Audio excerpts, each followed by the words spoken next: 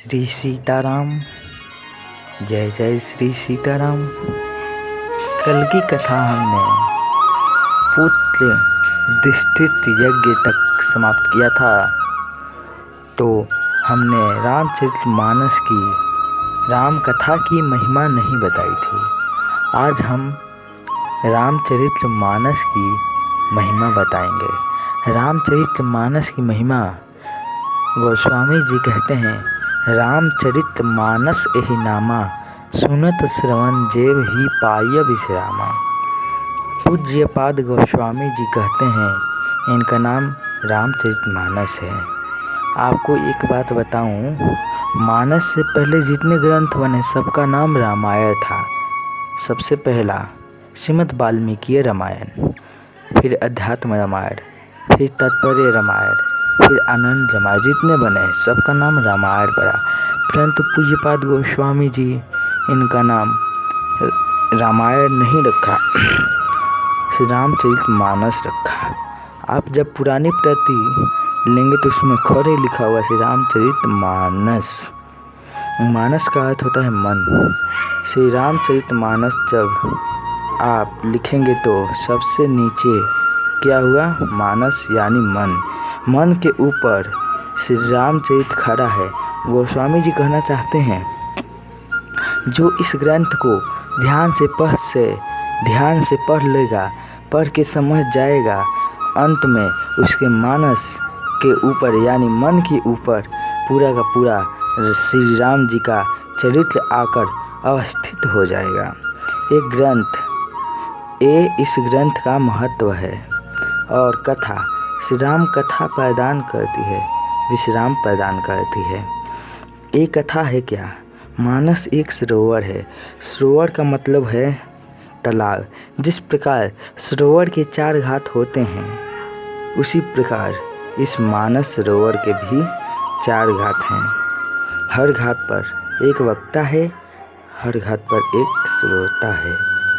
हर घाट पर एक वक्ता है और हर घाट पे एक श्रोता है, यानी कि हर घाट पे एक सुनने वाला है और हर घाट पे एक कहने वाला है। उसी प्रकार इस मानस सरोवर के भी 4 घाट हैं। सबसे पहला घाट काशी जी में 80 घाट, वहाँ वक्ता है पूज्यपाद गोस्वामी तुलसीदास जी और श्रोता गंगा मैया या संत समाज, या कहें तो गोस्वामी जी का निजमन। मैं वे कथा सुनाऊंगा, गोस्वामी जी बोले मैं वे कथा सुनाऊंगा जो प्रयाग में बैठकर यज्ञवल्क्य जी ने भरद्वाज जी को सुनाई थी। गोस्वामी जी वाले घाट का नाम शरणागति घाट है। अब गोस्वामी जी कथा को उठाकर प्रयाग ले गए। इस घाट का नाम कर्मकांड घाट है। यहाँ वक्ता हैं श्री यज्ञवल्क्य जी, यज्ञवल्क्य ऋषि, और श्रोता हैं भरद्वाज जी महाराज। प्रयाग यज्ञवल्क्य जी ने भरद्वाज जी से कहा, मुनिवर मैं आपको वे कथा सुनाऊंगा जो कैलाश पर बैठकर बाबा ने माँ पार्वती को सुनाई। तीसरा घाट, इस घाट का नाम है ज्ञान घाट। यहाँ वक्ता हमारे बाबा हैं और श्रोता हमारी माँ शंकर माँ हैं। शंकर भगवान ने पार्वती जी से कहा, देवी मैं आपको वे कथा सुनाऊंगा जो नीलगिरी पर्वत पर बैठकर श्री काकभूषुंडी जी ने गुरु जी को सुनाई। चौथे घाट वक्ता आ गए। चौथे घाट, इस घाट का नाम है भक्ति घाट। वक्ता काकभूषुंडी जी और श्रोता पक्षीराज गुरु जी महाराज। कथा सुनने से क्या होता है, सुनिए। गोस्वामी जी पहले वक्ता पूज्यपाद गोस्वामी जी कथा की महिमा बताते हुए कहते हैं, कथा क्या है महिमा, कथा की महिमा क्या है। बाबा ने कहा, कलयुग में राम कथा कलिका मद गाए, सुजन सजीव निमोर सुहाए, बुध विश्राम सकल जन जन जने, राम कथा कलि कलेश विभंजने। राम कथा कलिका मद गाए, सुजन सजीव निमोर सुहाए। बुध विश्राम सकल जन जन जनी, राम कथा कली कलोस विभंजनी। फिर कहते हैं तेरा परमारथ बन जाए, मेरा परमारथ बन जाए, कैसे श्री नारद कर यथा, कि जय जय राम कथा।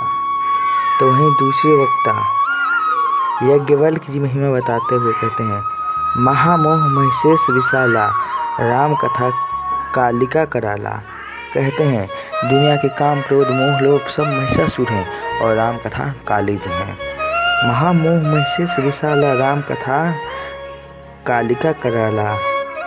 राम कथा शशि किरण समाना, संचकोर करही तही पाना।